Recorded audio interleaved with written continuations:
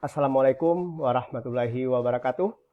Jumpa lagi kita dalam mata kuliah Reverse Logistik bagi mahasiswa Politeknik Ati Padang, khususnya untuk Prodi Manajemen Logistik Industri Agro. Saya Chandrianto, STMPD IPM CSE, selaku pengampu mata kuliah Reverse Logistik, akan menyampaikan materi kita pada hari ini dengan topiknya adalah Green Supply Chain, ya. Jadi dengan kegiatan reverse logistik yang dimulai dari kegiatan mendefinisikan apa itu reverse logistik, kemudian sampai kepada supply chain management rantai pasok dalam bentuk loop supply chain pada minggu yang lalu. Hari ini salah satu kegiatan daripada reverse logistik itu adalah juga memperhatikan rantai pasok yang peduli dengan lingkungan yang kita kenal dengan green supply chain. Untuk itu, mari kita saksikan dan kita simak penyampaian materi reverse logistik untuk green supply chain.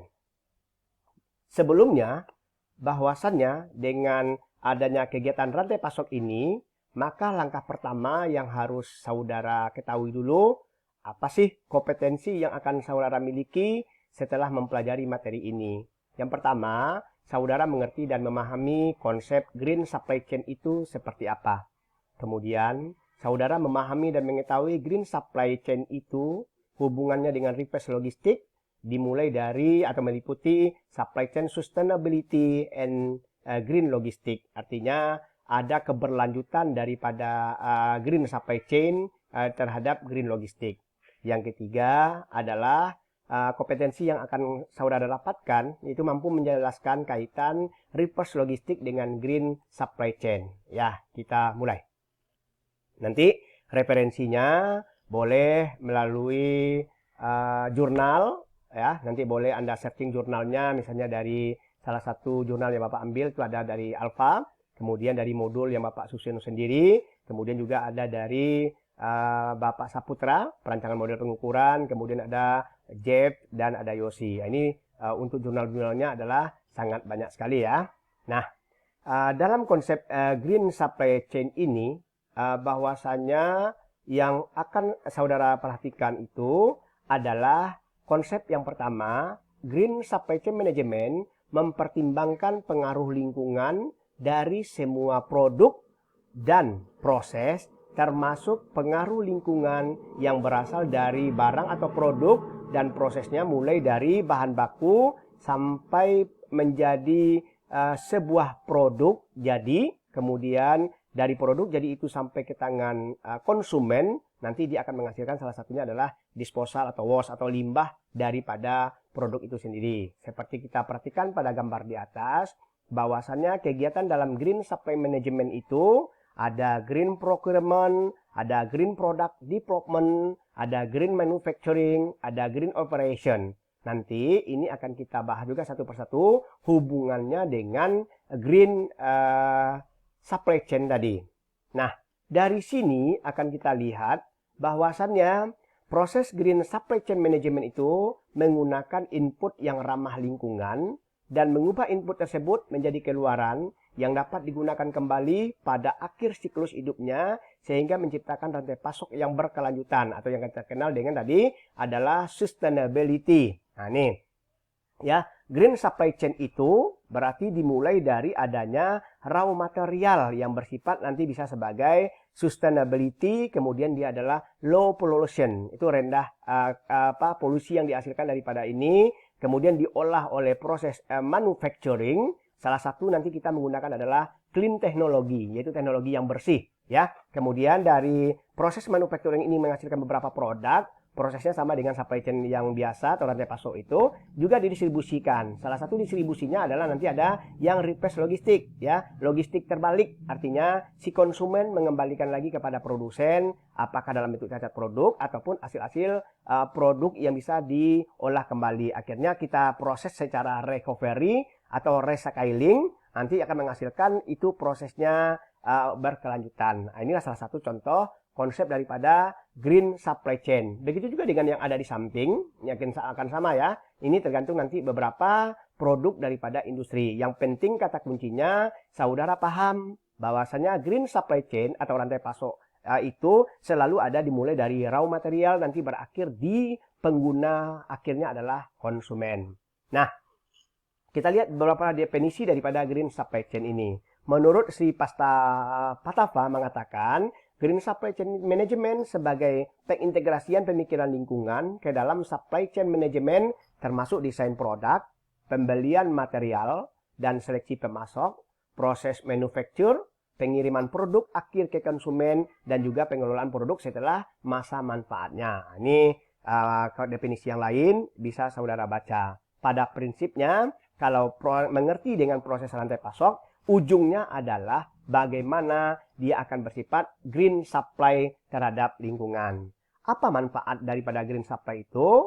Pertama, perusahaan untuk terus-menerus memperbaiki kinerja produksinya dengan memenuhi peraturan lingkungan. Kemudian, dengan menerapkan green supply chain management ini, juga akan dapat meningkatkan kinerja lingkungan perusahaan itu. Maka dampaknya perusahaan dapat meningkatkan brand image, kemudian juga bisa menjadi tren industri pada saat hari ini. Nah, aktivitas dalam supply chain logistik itu, kita lihat seperti tadi, hampir sama prosesnya, tinggal pemahaman dalam memperterjemahkannya masing-masing.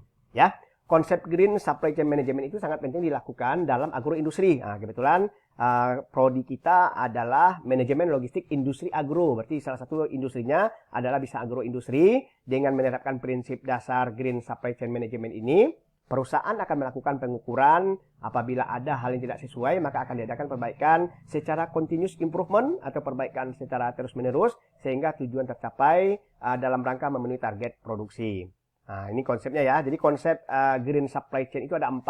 Pertama, istilahnya adalah green procurement, pengadaan hijau. Jadi pengadaan hijau itu adalah suatu solusi untuk mengantisipasi dampak negatif perubahan terhadap lingkungan. Kemudian green manufacturing, proses dari manufaktur itu dengan memperhatikan adanya zero waste. Ya, zero waste ini artinya menghasilkan 0 limbah yang dihasilkan, maka akan menurunkan biaya daripada proses bahan baku. Yang ketiga adalah green distribution, yaitu distribusi hijau. Artinya kegiatan mendistribusikan itu dengan menggunakan bahan yang ramah lingkungan, kemudian bisa mendistribusikan dalam jumlah yang besar. Yang keempat, reverse logistik. Nah, logistik balik. Ya, aktivitasnya dilakukan seperti ada pengumpulan, penyortiran, pemulihan, restribusi, dan pembuangan daripada produk yang ada. Dari beberapa konsep yang tadi, maka area daripada green to supply chain itu adalah design of product, production, material purchase, packaging, warehousing, logistik, and reverse logistik. Ya, misalnya green supply chain itu dengan memperhatikan lingkungan, dia akan dapat meningkatkan kelincahan, kemudian meningkatkan adaptasi, kemudian bisa dia mempromosikan keselarasan antara kebijakan negosiasi dengan pemasok dengan para pelanggan. Nah, ini konsepnya ya. Konsep green reverse logistik. Ada green purchasing tadi sudah kita jelaskan, ada green manufacturing, ada green distribution, dan ada terakhirnya adalah green reverse logistik. Jadi dari supplier, berarti saudara konsepnya sudah bisa menguasainya lebih lanjut ya. Nah, tugas saudara setelah memahami daripada materi ini, nah, coba diperhatikan ini ya. Ada kita menghubungkan sustainable dengan searching yang ada. Maka nanti bagaimana pula konsep sustainable development dalam konsep green supply chain ini.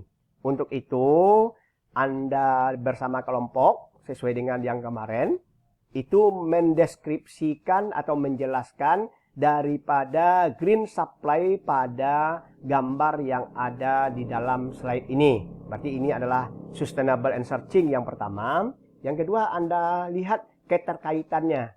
Bahwasanya sustainable development atau pengembangan untuk proses berkelanjutan daripada green supply chain ini ada 3 variabelnya. Secara environmental stewardship, kemudian secara ekonomi prosperity-nya seperti apa, dan social equity-nya seperti apa. Ya, jadi ini untuk Anda lakukan secara berkelompok. Kemudian minggu depan kita akan lihat hasilnya melalui presentasi yang akan saudara lakukan dengan menjelaskan sekali lagi flow proses green supply chain. Cukup jelas ya. Jadi kalau ada apa-apa, ada yang kurang jelas, berarti saudara dapat bertanya kepada Bapak melalui grup WA yang sudah ada. Ya, mudah-mudahan saudara bisa menerjemahkannya lebih lanjut dan mengerjakannya secara bersama-sama. Terima kasih. Wabillahi taufik wal hidayah. Wassalamualaikum warahmatullahi wabarakatuh. Semoga saudara bisa mengerjakan dan sukses. Akhirnya Bapak ucapkan terima kasih. Sekali lagi, selamat siang. Wabillahi taufik wal hidayah. Wassalamualaikum warahmatullahi wabarakatuh.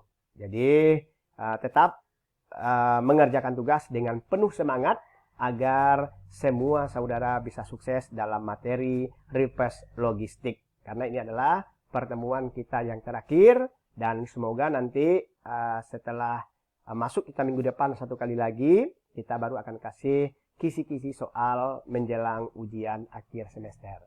Terima kasih ya.